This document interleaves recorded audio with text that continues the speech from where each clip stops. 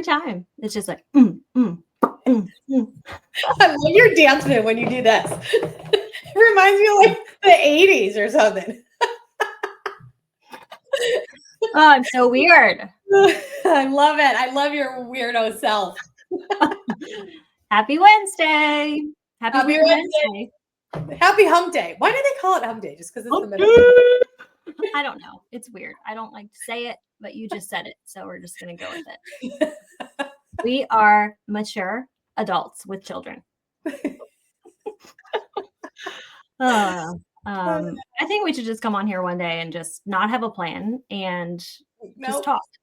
Yeah, I think people would like our stories. Oh, I am pretty funny. So you keep me cracking up, girl.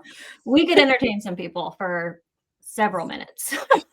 Maybe we think we're funny, but hey, that's what funny. People tell me I'm funny. What's not funny is a wrecked schedule. Which, man, see, I'm funny. That just came naturally to me because today we're talking about schedule and I was like, this is going to be funny. But no. If you guys tuned into last week, we talked about we're being very intentional about the next 4 weeks. Today is week 1 of a 4-week series.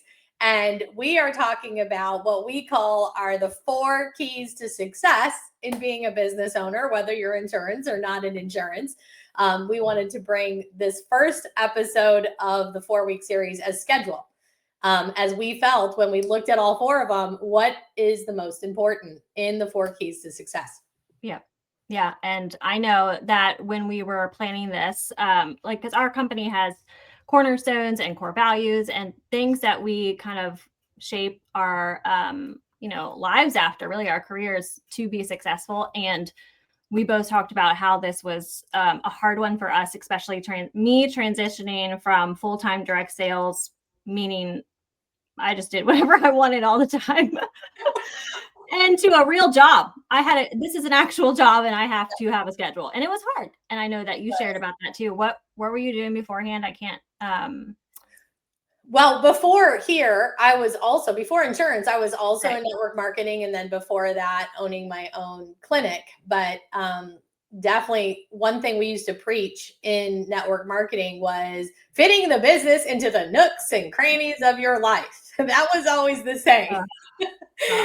But you come here and it's definitely, you are owning, not that network marketing again, not putting that down, but this is a real business. You're a business owner. You have clients that you have to deal with, that you have to meet with, that you consult with, and you need real intentionality in the schedule. And you're working it more than nooks and crannies. Because people look into insurance, whether it's becoming an agent here.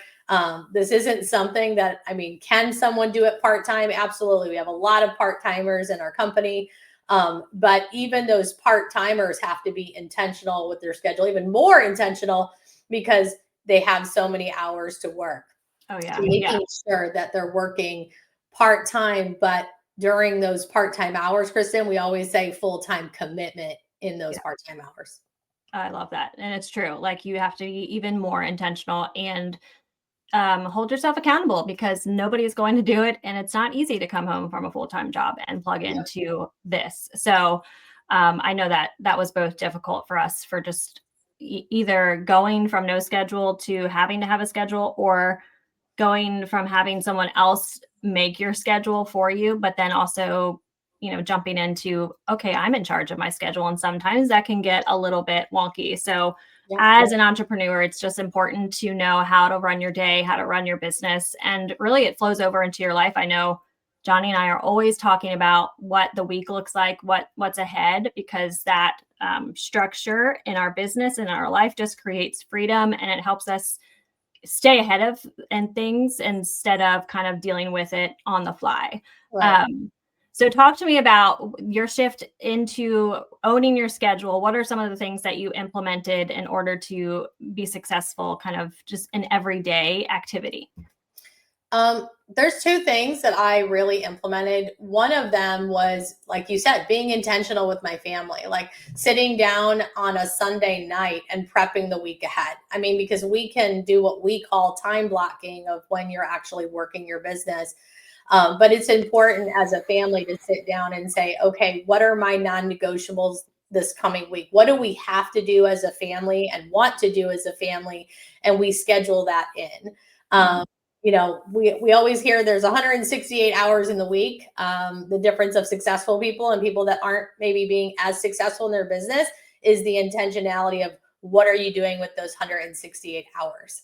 And so we sit down as a family and go through, again, family time, time, you know, as parents, you've got sports, you've got, you know, again, things that you just want to make sure that you're a part of. Right. And then we work around that for our business. And that's the beauty of being able to work from home and owning a business from home is you can work your business schedule around your life. But there are definitely non-negotiables that we sit down on Sunday night and we plan ahead. Yeah. And the other thing that we've implemented in our business is the Ivy Lee method. If you have not ever looked at that or what that is, it's really just at the end of each day, taking inventory. Number one, what did my day look like? Was there any white space in my calendar that I could have been more productive in, whether again, that's personal or business, and writing that list of the top 6 things that I need to do for the next day. And again, making sure that I'm completing that task list. So it's a weekly plan ahead, but it's also a daily look back at the end of the day of what did I do that was productive? What didn't I do that I could have tweaked or changed to be even better tomorrow? Oh, I love that. Like, yeah, it's one thing to be intentional and we talk about this all the time is to plan out your calendar or your schedule, but it's another to reevaluate like how well I did. Just like I told you this morning, like it would help if I looked at my calendar this week because it is important. And we do, but sometimes, you know, seasons of life just get crazy and you don't do as well as you always do. But most of the time, yeah, being super intentional with what's on that calendar. So for your business, how do you schedule or time block or prioritize like planning what your day looks like? Because as entrepreneurs, we have all these hats we're wearing a lot of times: admin, CEO, you know, insurance, all the things. So is there a way that you structure your days, or you're just being really intentional about what each day and block of time looks like? I mean, I'm definitely designating certain things throughout the day because And my business. you guys Because too use Google. You can, I think I've just briefly seen your Google Calendar that you two share too. So that would be cool to just touch on. yeah, so I work with my Google Calendar because I always say if it's not in my calendar, it's not going to happen. And I try to separate my blocks by colors. My brain kind of works on the whole color thing. Mhm. And so you know, if I have personal things, like just an example, that's in yellow. I'm very, very intentional about associating with our team, the bigger team in our company. And being part of even just whether that's for some people, if you're not in insurance, whether that's being intentional about development, personal development, business development. So I have times blocked for that type of development for, again, myself, my business. I have times blocked of when I'm calling my clients. I have time blocked for when I'm running appointments with my clients. And then just obviously and the time for myself, because that's really important too. Oh yeah. That's, you know, breaks or just something that I need to do for myself, the workout, the walk, whatever that looks like. So I time block everything.